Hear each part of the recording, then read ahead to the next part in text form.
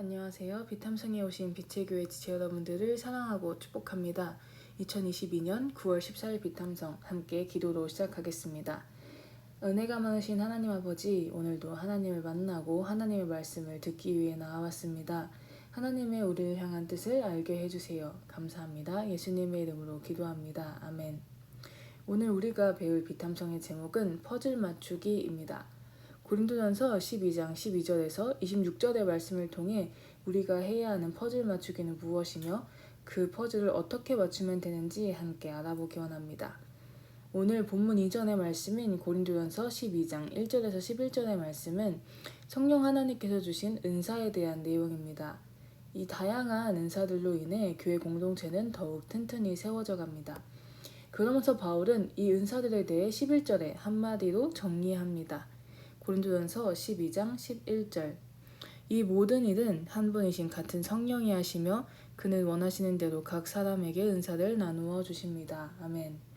이 모든 다른 은사를 가진 공동체인 교회의 모습은 한 성령께서 하시는 일이며 그 성령님이 원하시는 대로 성령님께서 각기 사람에게 각각의 은사를 주십니다. 이렇게 성령님께 각기 각색의 은사를 받은 사람들의 공동체, 그 공동체가 바로 교회입니다. 이 교회를 바울은 12절부터의 구절들에서 몸에 비유합니다. 그럼 오늘의 비탐성 본문을 시작하겠습니다. 12절입니다. 몸은 하나이지만 많은 지체가 있고 몸의 지체는 많지만 그들이 모두 한 몸이듯이 그리스도도 그러하십니다. 아멘. 바울은 교회를 몸에 비유합니다. 몸은 하나이며 몸은 많은 지체를 가지고 있죠. 그리고 그리스도도 그러하다고 이야기합니다. 로마서, 에베소서 그리고 골로새서에 이르기까지 많은 구절들에서 교회, 예수님의 몸인 교회는 많은 지체를 가진 몸으로 비유가 됩니다. 이러한 몸은 어떻게 이루어지게 되었을까요? 13절입니다.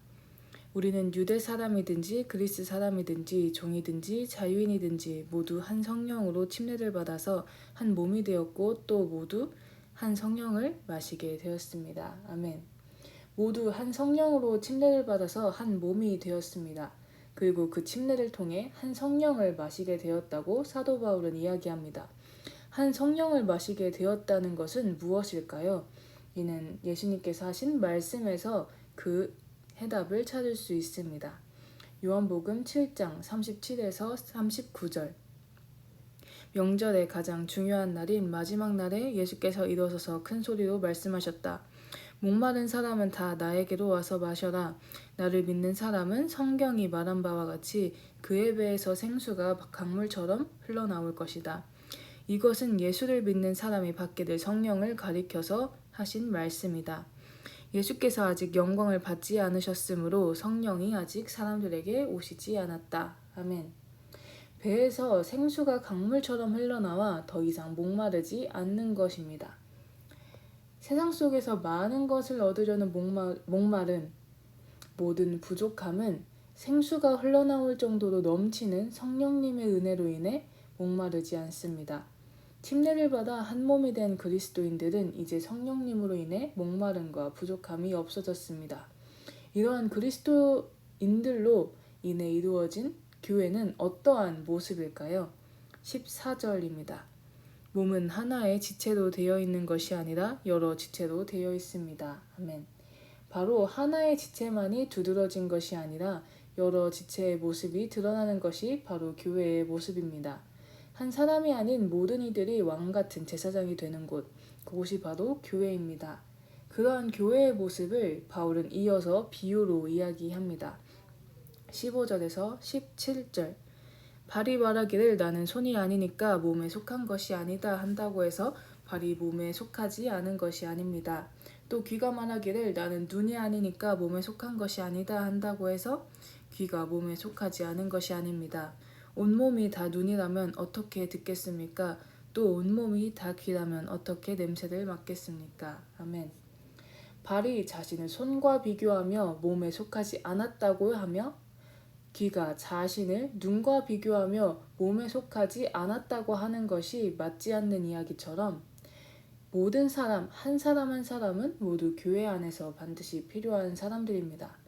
저도 그리고 이것을 보고 있는 여러분도 교회에 정말 필요한 사람들입니다. 17절의 말씀처럼 모든 사람이 다르기에 몸은 알맞게 살아갈 수 있습니다. 그렇다면 우리가 모든 사람들을 다르게 만든 분은 누구이며 왜 그렇게 하셨을지 한번 알아보겠습니다. 18절입니다. 그런데 실은 하나님께서는 원하시는 대로 우리 몸에다가 각각 다른 여러 지체를 주셨습니다. 아멘.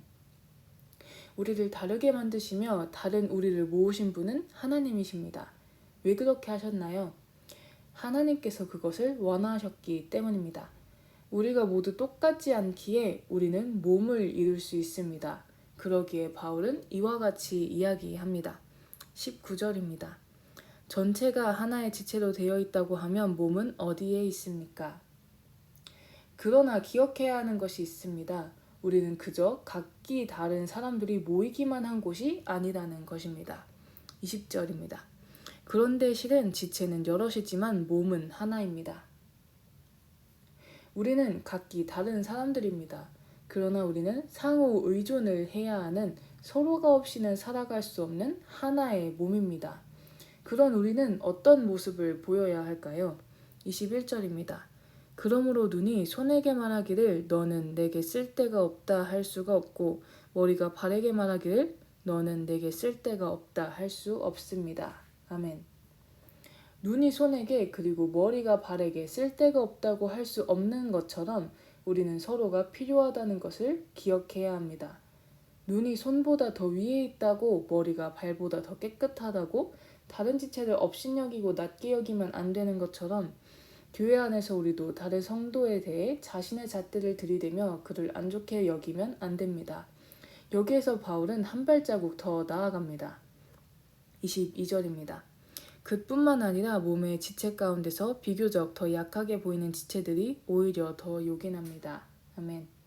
바울은 비교적 더 약하게 보이는 지체들이 오히려 더 요긴하게 쓰인다고 이야기합니다. 앞에 바울이 비유로 예시를 들었던 눈과 손을 보겠습니다. 몸에서 눈은 손보다 더 위에 있습니다. 눈은 앞을 보고 다음에 어떻게 해야 할지에 대한 판단 기준을 제공해 줍니다. 그러나 손은 무엇인가를 잡기도 하고 밀기도 하며 당기기도 하여 눈이 제공한 판단을 이루는 역할을 합니다. 혹은 눈이 보지 못한 돌발 상황에서 손이 몸을 지키기도 합니다. 그럼 바울이 예시로 들었던 머리와 발은 어떠한가요? 머리는 발보다 위에 있고 깨끗하지만 발이 없다면 가고자 하는 곳에 가기가 매우 어렵습니다. 이렇게 지체들은 몸에서의 위치가 높고 낮냐와 같은 하나의 판단 기준, 이 판단 기준으로 서로를 비교하는 것은 어리석은 것처럼 교회의 지체 또한 비교하는 것은 어리석은 것이며 더 나아가 사람이 보기에 더 약하게 보이는 지체가 교회를 더욱 튼튼히 세우기도 할 수 있다는 것입니다. 또한 바울은 이렇게도 이야기합니다. 22절에서 24절입니다. 그리고 우리가 덜 명예스러운 것으로 여기는 지체들에게 더욱 풍성한 명예를 덧입히고 볼품없는 지체들을 더욱더 아름답게 꾸며줍니다. 그러나 아름다운 지체들은 그럴 필요가 없습니다. 하나님께서는 몸을 골고루 짜 맞추셔서 모자라는 지체에게 더 풍성한 명예를 주셨습니다. 아멘. 덜 명예스러운 지체에 풍성한 명예를 덧입히고 아름답게 꾸며준다고 이야기합니다.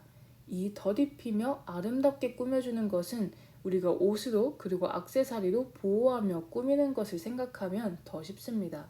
아까 예시를 들었던 눈과 손으로 한번 가봅시다. 눈과 손 중에 한번 손을 봅시다. 우리는 추운 겨울에 손을 지키기 위해 장갑을 사며 손을 보호합니다. 그리고 우리는 반지를 통해 손을 아름답게 꾸미기도 합니다. 또한 머리와 발 중에 발은 어떠한가요? 우린 발을 지키기 위해 양말을 신고 그 위에 신발까지 신어서 발을 보호합니다. 우리가 이 손과 발을 알뜰살뜰 지키는 것처럼 하나님께서도 몸인 교회를 골고루 맞추셔서 모자라는 지체를 보호해 주시고 또한 아름답게도 하십니다. 하나님께서는 왜 이렇게 하실까요? 하나님께서 원하시는 교회의 모습은 바로 무엇일까요? 25절입니다.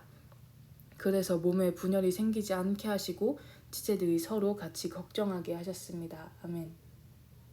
하나님께서는 서로 비교하지 않게 하시며 부족한 지체는 보호하시며 아름답게 하시기도 합니다. 왜인가요? 몸에 분열이 생기지 않고 서로 걱정하게 하기 위해서입니다. 그럼 몸에 분열이 생기지 않고 서로 걱정하는 모습은 더 정확히 어떠한 모습일까요? 26절입니다. 한 지체가 고통을 당하면 모든 지체가 함께 고통을 당합니다. 한 지체가 영광을 받으면 모든 지체가 함께 기뻐합니다. 아멘. 바로 한 지체가 고통을 당하면 모든 지체가 고통을 함께 받고 한 지체가 영광을 받으면 모든 지체가 함께 기뻐하는 것입니다. 그저 한 교회에 모이는 것으로 끝나는 것이 아니라 서로의 기분과 서로의 상황을 함께 살아가며 느끼는 것, 그것이 바로 하나님이 원하시는 교회의 모습입니다. 여기서 한 가지 더 봐야 하는 것이 있습니다. 26절에서 함께 고통을 당합니다. 또한 모든 지체가 함께 기뻐합니다. 라는 이 부분을 헬라어 원어 성경으로 보면 수동태가 아닌 능동태입니다. 즉, 그래 너가 아프니까 어쩔 수 없이 나도 아프겠지 뭐. 너가 영광을 받으니까 뭐 나도 기뻐해볼까? 이러면서 수동적인 모습이 아니라는 것입니다. 다른 지체가 아파할 때 먼저 다가가 같이 아파하며 누군가가 영광을 받으면 더 빠르게 먼저 다가가서 너가 정말 잘 될 줄 알았어 라고 하면서 먼저 기뻐하는 것, 그것이 바로 교회의 모습이라는 것입니다. 교회는 퍼즐 맞추기 같습니다. 퍼즐이 서로 다른 모습이지만 한데 모이면 하나의 멋진 작품을 만드는 것처럼 우리는 모두 다르지만 한 몸이 되면 하나의 하나님의 작품인 교회가 됩니다. 그러나 퍼즐을 맞출 때 퍼즐의 완성작을 머리에만 놓고 맞추지 않는다면 평생 그 작품이 완성되지 않는 것처럼 교회도 서로가 먼저 서로에게 다가가 이어지지 않는다면 하나님의 멋진 교회라는 작품은 만들어지지 않습니다. 그래서 우리 같이 이렇게 다짐하면 좋겠습니다. 내가 먼저 다른 지체들의 삶을 알며 공감하여 교회됨을 이루겠습니다. 오늘 이 비탐성을 보셨다면 라이프팀 카톡방에 이 한 문장을 올리시면 될 것 같습니다. 우리 모두 함께 하나님의 작품인 교회를 이루기 원합니다. 기도하심으로 비탐성을 마치겠습니다. 하나님 아버지 감사합니다. 먼저 다가가서 다른 지체들의 삶을 알며 공감하며 교회를 이루는 우리가 그리고 제가 되게 해주세요. 감사합니다. 예수님의 이름으로 기도합니다. 아멘.